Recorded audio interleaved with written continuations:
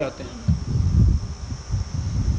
آپ کے ہاں کی شریعت مقدسہ نے کہا کہ یہ ربا نہیں ہے، مزارعت ہے، حلال تو یہ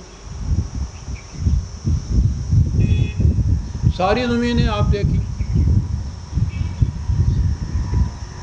اس محنت کرنے والے کاشتکار کی کمائی کی آدھا کمائی کا حصہ یا پٹے پہ دی ہوئی ہے تو کرایہ اس کا اسی روپے کا ہے نا جس سے اس نے زمین کی تھی، یہ حلال۔ یہ تو پھر بھی ذمہ داروں کی بات ہے۔ یہ کاروبار کرنے والے، وہ کاروبار کرتا ہے، یہ اس میں کچھ روپیہ اس کو قرض دے دیتا ہے، کاروبار میں اس کا نام قرض نہیں رکھتے، انویسٹ کر دیتا ہے۔ اسماء سمیتموها انتم وآباؤکم، قرآن کہتا ہے کہ یہ خدا دوسرے بناتے ہیں، ان کو خدا نہیں کہتے، نام کچھ اور رکھ لیتے ہو، معبود وہی ہوتا ہے تمہارا، نام بدل دیتے ہو۔ سب کیا بات ہے قرآن! کہا کہ یہ انویسٹمنٹ ہے، یہ وہ انویسٹ کر دیتا ہے۔ یہ گھر میں بیٹھا ہے، وہ کاروبار کرتا ہے، اس کے بعد جو نفع ہوتا ہے اس کو گھر میں بیٹھے ہوئے اس انویسٹمنٹ کا وہ روپیہ جو دیا تھا اس کو، وہ نفع اس میں آ جاتا ہے، آدھے کا چوتھائی کا جو بھی اس میں طے کیا وہ گھر بیٹھے آتا ہے۔ کہا یہ ربا نہیں ہے، یہ مضاربت ہے۔ بلا سود بینکاری ہے نا، یہ ساری یہ مضاربت ہے۔ کہتے ہیں یہ سود نہیں ہے، بینک کو دیتے ہو تم، اس سے تو یہ کہتے نہیں ہو کہ تم اس روپے پہ اتنا ہمیں وہ بینک جو ہے آگے دیتا ہے کاروبار کرنے والوں، وہ کاروبار کرنے والے جو ہیں وہ اس اپنی کمائی میں سے اس بینک کو دیتے ہیں، اس میں سے کچھ بینک رکھتا ہے، اس میں سے پھر یہ جو آپ نے انویسٹ کیا ہوا ہوتا ہے اس سے ملتا ہے۔ اتنا شور ہے آج کل مچا ہوا، اور دنیا میں اعلان ہو رہا ہے کہ دیکھیے اسلامی مملکت نے بلا سود بینکاری کا رواج یہاں کر دیا ہے، اور بڑے فخر سے ہر سال اعلان ہوتا ہے کہ اس سال اتنے ارب روپیہ جو ہے اس میں وہ جمع ہو رہا ہے۔ ساری قوم اس دھندے میں لگی ہوئی ہے۔ یہ تو پھر بھی نام بدلے ہیں،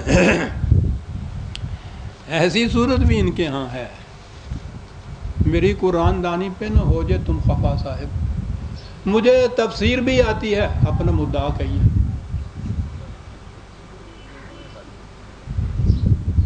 بات یہ تھی کہ مزارعت بھی نہ ہو، مزاربت بھی نہ ہو، بالکل وہ سیدھا لین دین غریب آدمی کو جو تم نے دیے تھے پیسے اس پہ کچھ زیادہ۔ انہوں نے کہا ٹھیک ہے ہم بتاتے ہیں آپ کو۔ اس سودی کاروبار کے اوپر بھی اس نے کہا کہ فقہ میں یہ احکام ہوتے ہیں، اور آپ کو تو اب شاید معلوم ہے جو درس سننے والے ہیں، فقہ کی ہر کتاب کے پیچھے ایک ہوتی ہے کتاب الحیل۔ وہ ہوتا یہ اس میں لکھا ہے کہ جتنے قانون اس کتاب میں لکھے ہیں نا، ان قانون سے بچنے کی شکلیں کیا ہیں؟ شرعی ہیلہ اس کو کہتے ہیں۔ آؤ آپ کو میں بتاؤں دو ایک چیزیں، کچھ تو عید میٹھی ہونی چاہیے نا۔ یہ سود کے متعلق ایک کتاب آئی ہمارے سامنے، معاشیات نظام مصطفیٰ صلی اللہ علیہ وسلم۔ کہاں نسبت کرتے ہیں جا کے، یہ کہاں نسبت کرتے ہیں معاشیات نظام مصطفیٰ کو؟ غور سے سنیے۔ مصنف ہیں ابو سعید غلام سرور مفتی قادری ایم اے اسلامک لاء۔ یہ ہمارے ہاں کی یہ جو مسجد ہے اس میں یہ خطیب ہے، بہرحال بہت بڑے مفتی صاحب، ان کی یہ کتاب ہے۔ انہوں نے پہلی کتاب میں کوئی 300 صفحے سود کے خلاف لکھے ہیں، اتنا بڑا جرم ہے۔ اس کے بعد آخر میں اس کے بعد کتاب الحیل ہے، اس میں طریقے تو بہت سے لکھے ہوئے ہیں، وقت ہمارے پاس تھوڑا ہے، اور میں اس لیے بھی زیادہ تفصیل میں نہیں جاتا کہ آپ کو بھی شاید ٹیمپٹیشن ہو جائے۔ گورنمنٹ کی خیر یارو مناؤ، انا الحق کہو اور پھانسی نہ پاؤ۔ قرضہ دو غریب کو، محتاج مفلس کو، سود بیاج لو اس کو، بیاج جسے کہتے ہیں لو، اور خدا کے ہاں گناہ گار نہ قرار پاؤ۔ دو ایک سن لیجیے، عمل نہ کیجیے گا۔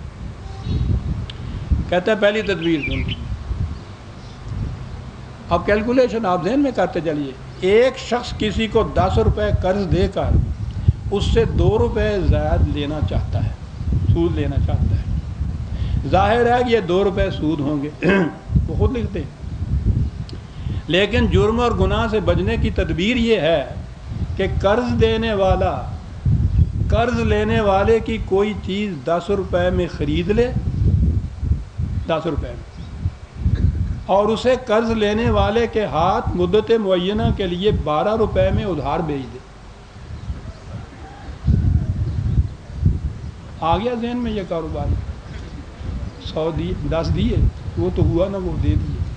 اب یوں یہ چیز ایک ادھار بھیج دی 12 روپے میں مدت معینہ کے لیے، وہی جو پہلا اس میں طے ہوئی تھی کہ 6 مہینے کے بعد 2 روپے لوں گا زیادہ۔ 6 مہینے کے بعد وہ شخص اس چیز کی قیمت جو طے ہوئی تھی 12 روپے، وہ اس کو واپس دے دے۔ 2 روپے زائد مل گئے، جرم بھی کوئی نہ ہوا۔ ہاتھ لا استاد، کیوں کیسی کہی؟ ذرا بڑا بھی سودا، وہ بڑے بڑے سودے آگے ہیں۔ تیسری تدبیر، قرض دینے والا قرض لینے والے کے ہاتھ ایک چیز 200 روپے میں ادھار بھیج دے، ادھار بھیج دی، پھر اسے اس سے 100 روپے میں نقد خرید لی۔ 200 میں ادھار بھیج دی، 100 روپے میں نقد خرید لی اور 100 روپیہ اس کو دیا۔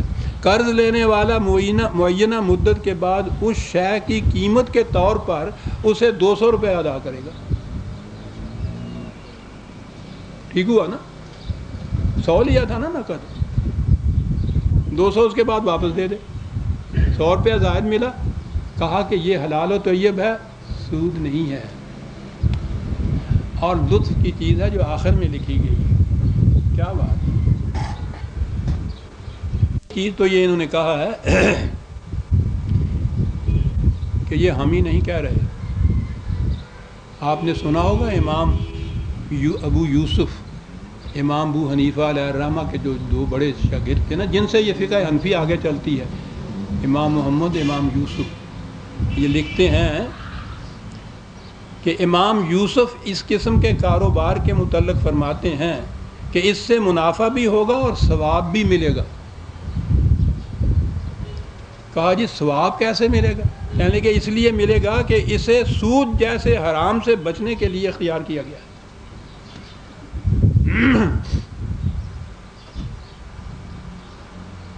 اور اپنی طرف سے لکھتے ہیں وہ چیز بات ہے، بڑا ان کو کلک گزرتا ہے، لیکن افسوس یہ خود لکھتے ہیں کہ مسلمان دین فطرت کی ایسی تدابیر سے غافل رہ کر سود جیسی لعنت میں مبتلا رہتا ہے۔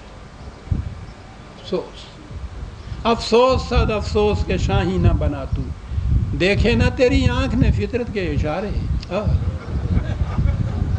اوے آنکھ تے مفتی جی نے ماری ہے، انہوں کہندا فطرت کے اشارے۔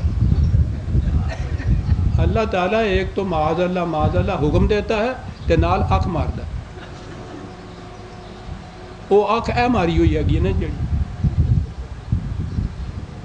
یہ ہے جو بالکل چٹا ننگا سود جسے آپ کہتے ہیں نا، یہ اس سود سے کے گناہ اور جرم سے بچنے کے لیے یہ کچھ ہے، اور جو نہ کرے مفتی صاحب فرماتے ہیں افسوس سادہ فروت ان مسلمانوں کے اوپر لعنت کہ خدا نے اتنی چھوٹ دے کے اور اتنی بڑی نعمت ان سے دی اور اس سے یہ فائدہ نہیں اٹھا رہے اور خام کا مجرم اور گناہ گار بن رہے ہیں۔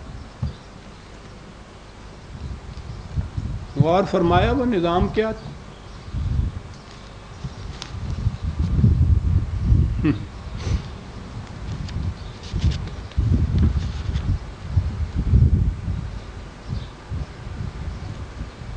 میں نے جیسا عرض کیا کہ یہ نظام